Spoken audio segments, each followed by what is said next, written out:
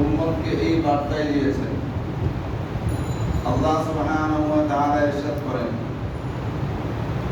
ইন্না আউওয়ালা বাইতিন wudi'a লিন-নাসি লাল্লাযী বিবাক্কাতা মুবারাকান ওয়া হুদাল লিল-আলামিন ফীহি আয়াতুন বায়িনাতুন মাকামু ইব্রাহিম ওয়া মা দাখালাহু কানা আমিনা ولله على الناس حج البيت من استطاع إليه سبيلا ومن كفر فإن الله غني عن العالمين.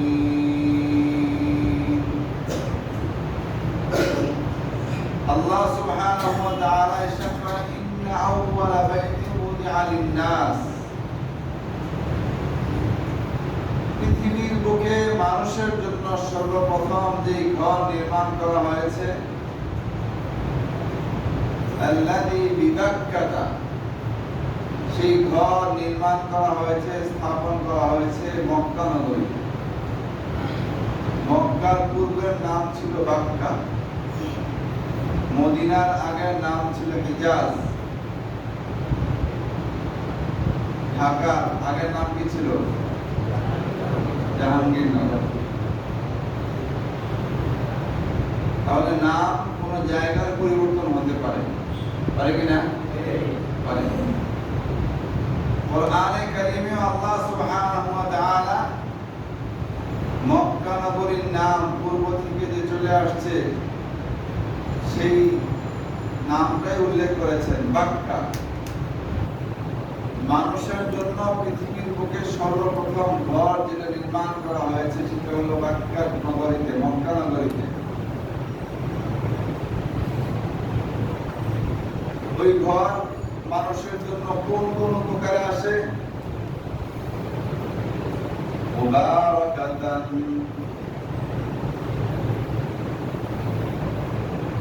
ওই ঘরটা হলো বড় বরকতপূর্ণ। ঘরটা কি? বরকতপূর্ণ। একটা ঘর বরকতপূর্ণ হয় কি করে? এইটা দিল দেমাগে বোঝার চেয়ে ঈমান দ্বারা বোঝা সহজ।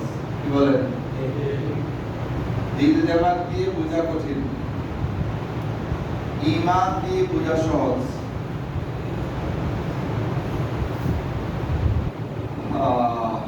নবী আলাইহিস সালাতু ওয়াস সালাম এই ঘর সম্পর্কে বলেন, প্রতিনিয়ত এই ঘরে 120টা রহমত অবতীর্ণ হতেই থাকে। প্রতিনিয়ত 120টা রহমত অবতীর্ণ হতেই থাকে প্রতিনিয়ত।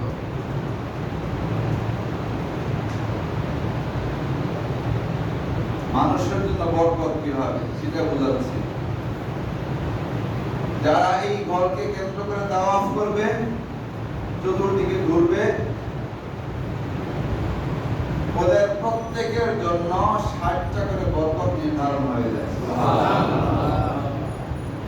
60টা রহমত, 60টা বরকত নির্ধারণ হয়ে যায় প্রতিজনের জন্য, প্রতি সেকেন্ডে, প্রতি মুহূর্তে। ওখানে আর কি হয়? তাওয়াফের পরে নামাজ হয়। কি হয়? নামাজ আদায়কারীদের জন্য এই ঘরের সামনে, ঘরকে কেন্দ্র করে যারা নামাজ পড়বে তাদের জন্য 40টা রহমত বরাদ্দ হয়ে যায়। কয়টা হইল? 60 আর 40 কত হইল? হইল কত? 30। কিছু মানুষ এমন আছে তাওয়াফ করার পরে, নামাজ আদায় করার পরে ক্লান্ত হয়ে পড়ছে, হইতে পারে কিনা? এরাও যেন মাহরুম না যায়। সুবহানাল্লাহ, এরাও যেন মাহরুম না যায়, বরকত থেকে তারাও যেন বঞ্চিত না হয়।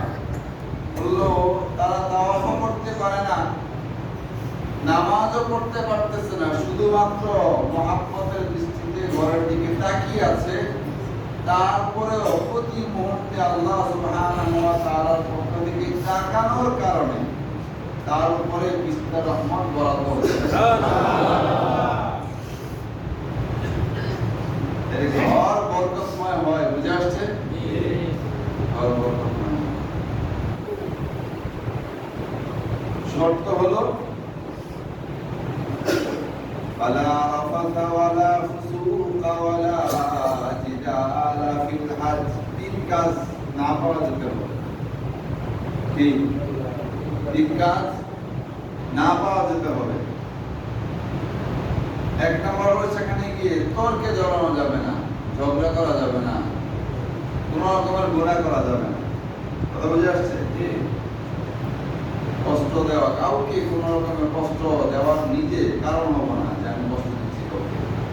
কাউকে কষ্ট দেওয়ার কারণ হবো না, ঝগড়া করবো না, কোনো রকমের গুনাহ করবো না। এই তিন কাজ, তিনটা শর্ত যদি মানা যায় তাহলেই এই ঘর তার জন্য বরকতপূর্ণ। আর যদি ওখানে গিয়ে শরীরে শক্তি দেখানো হয়, হ্যাঁ, আরো যা আছে সেগুলো করা হয়, তাহলে তার জন্য বরকতপূর্ণ না। এটা তার লসের কারণ, ক্ষতির কারণ। কথা বুঝে আসছে? তখন আদব বজায় থাকে না, তখন ঘরের সাথে বেয়াদি হয়ে যায়। আল্লাহ আমাদের সকলকে হেফাজত করে। আমাদের গ্রামে একটা কথা আছে, গ্রামের অধিকাংশ মানুষ তো কৃষক। বলে যে চাচা হজে যাওয়ার আগে হাঁটুর নিচে হলো লুঙ্গি থাকে, হজ করে এসে লুঙ্গি দিয়ে ফেলছে।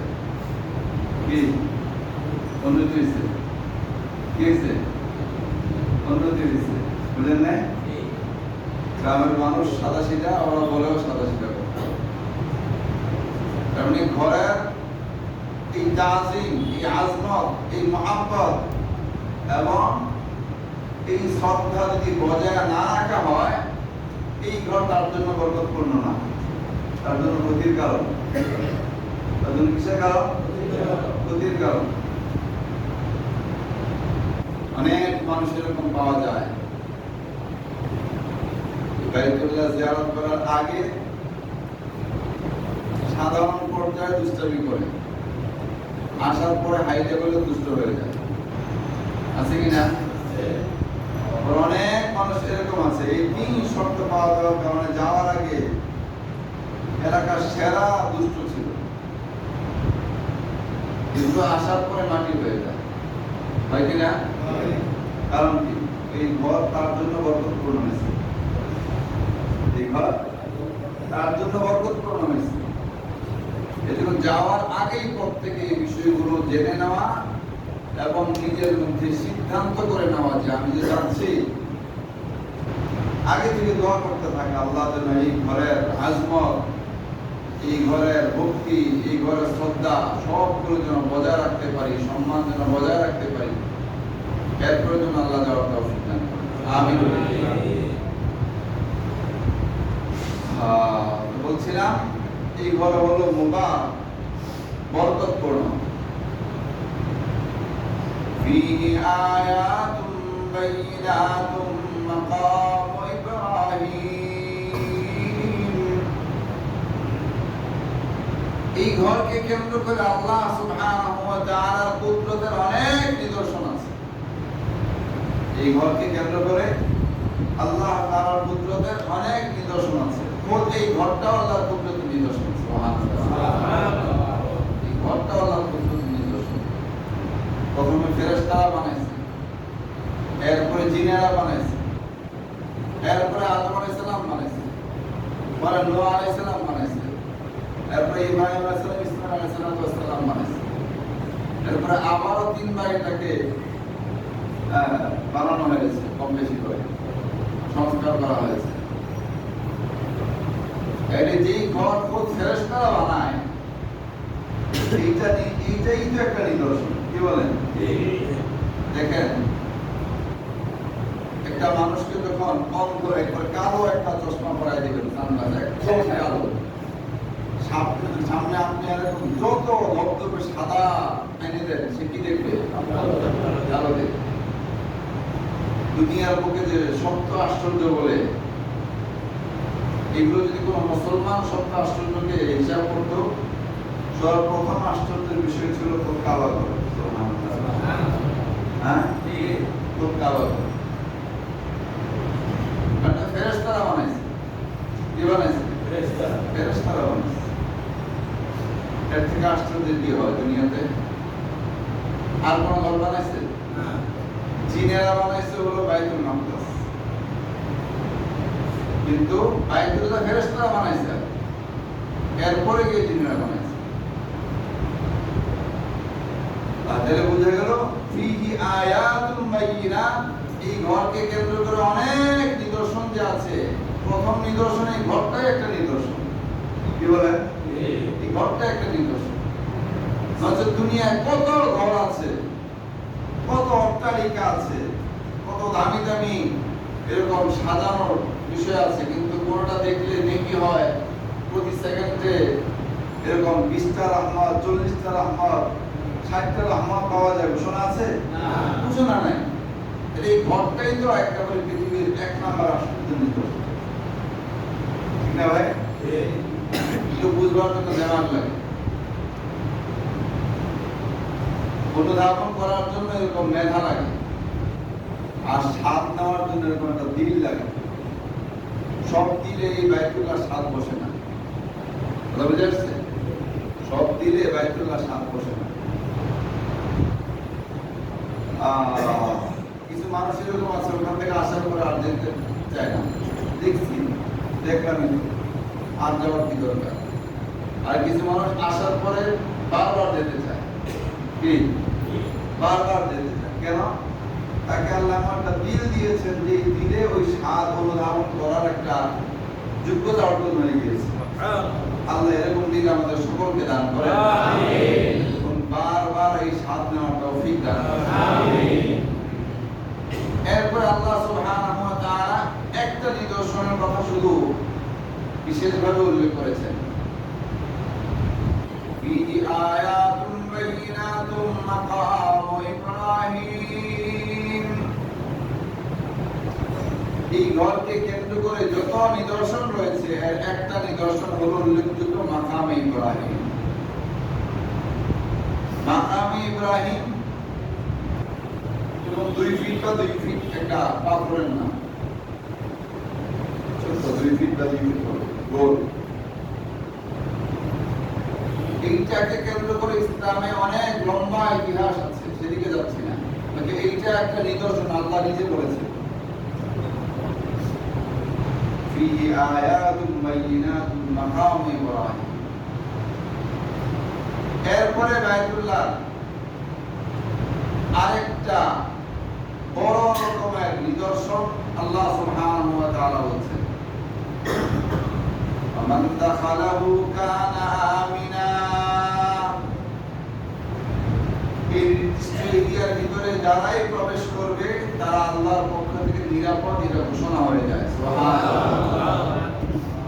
সেখানে কাউকে মারা যাবে না, সেখানে কাউকে হত্যা করা যাবে না, সেখানে কাউকে শাস্তি দেওয়া যাবে না, সে নিরাপদ। যত বড় অপরাধী হোক, এর ভিতরে থাকলে কি হয়? নিরাপদ। এই জন্য অনেক সময় দেখা যায় এখানে কিছু অসৎ মানুষ ঢুকে যায়, পুলিশরা তাদেরকে গ্রেফতার করে আনে, কিন্তু মানে না। কি করে না? মানে না। কি ফিরে গিয়ে জাবালে আবু কুবাইসের ভিতরে একটা থানা আছে, হেলমেট থানা। কোনো প্রয়োজনে আমি সেখানে গিয়েছিলাম, আমার পাসপোর্ট খালি জিডি করতে গিয়েছিলাম।